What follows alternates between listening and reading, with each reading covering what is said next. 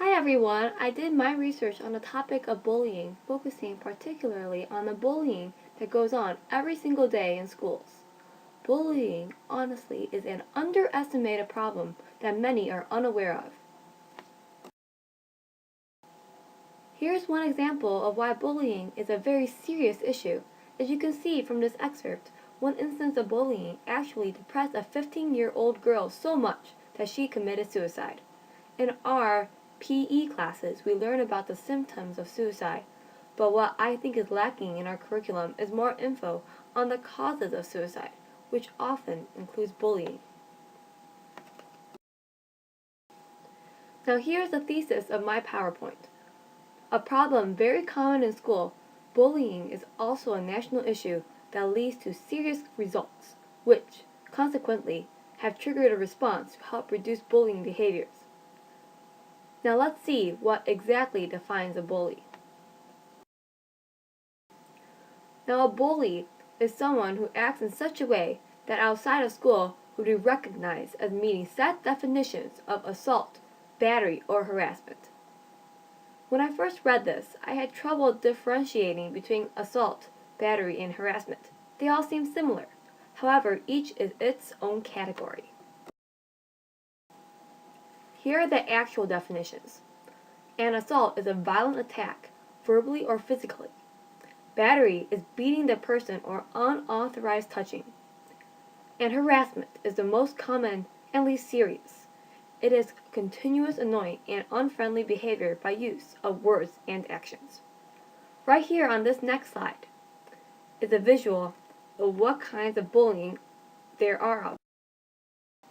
Believe it or not, adults struggle with bullying, such as in the workplace. Another well-known example is cyberbullying, and the rest of the pictures are showing school-age bullies threatening their victims. The two major categories of bullying either happen within schools or by internet. For my presentation, I am going to zero in on the bullying in schools. Here are some examples.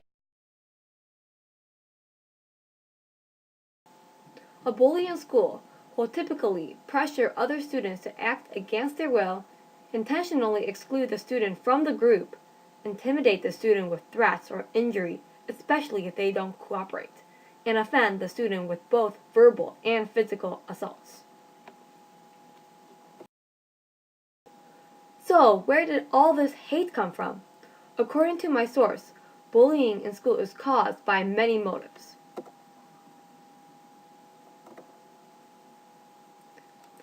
Many bullies have influence socially, and bullying is their way to keep their power. Some will bully to win the approval of bystanders, for fun, for a joke, or for popularity. When victims of bullies become bullies themselves, a vicious cycle is created.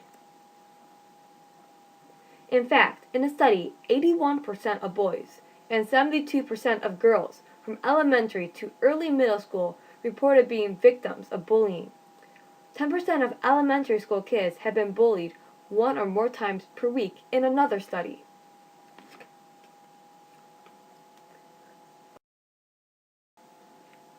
The results of bullying in schools are very grave.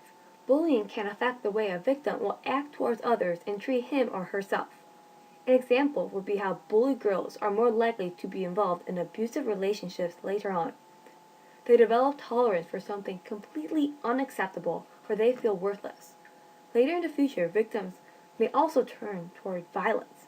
Students involved in school shootings have been bullied before, or victims may abuse themselves with drugs as they slide into hopelessness. One article said, quote, that bullied kids are more likely to be depressed, anxious, and suicidal.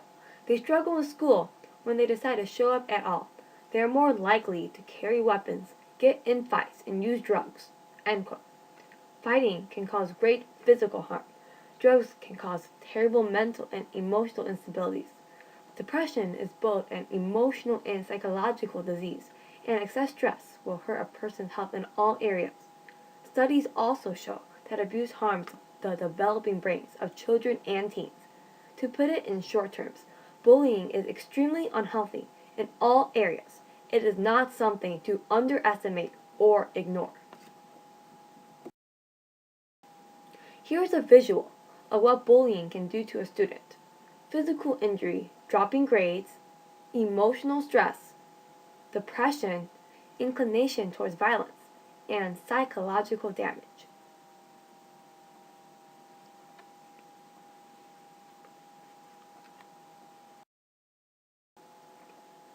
So of course we have to stop this. This is what is being done.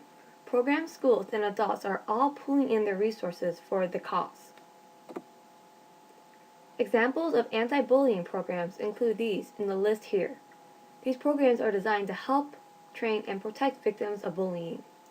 Some schools are introducing other anti-bullying programs. One successful one is called Our Time, a period set aside for students to talk, listen, and respect each other. Schools are also enforcing anti-discrimination laws to protect students.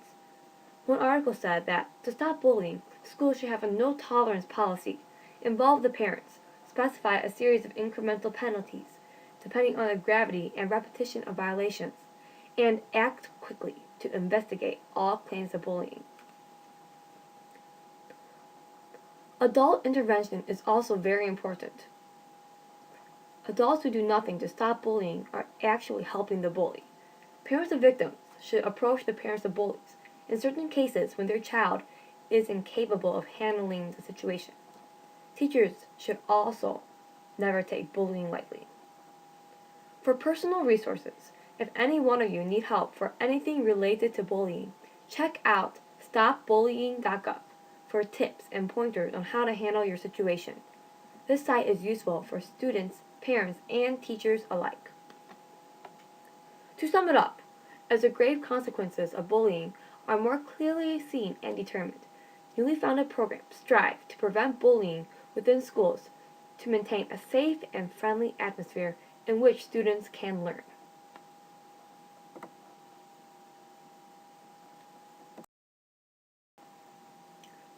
But that's not it. There's more. You need to make a stand against bullying yourself. A great way to show no tolerance for bullying is to stop watching other people get bullied. React. Do not be passive. There are too many spectators of bullying, too many witnesses or bystanders who would stand and watch rather than help. Don't be one of them. And if you are a bully yourself, think about how negative and dangerous the effects of bullying are. I encourage you to stop today. Thank you for your time and attention, and I hope you enjoyed my slideshow.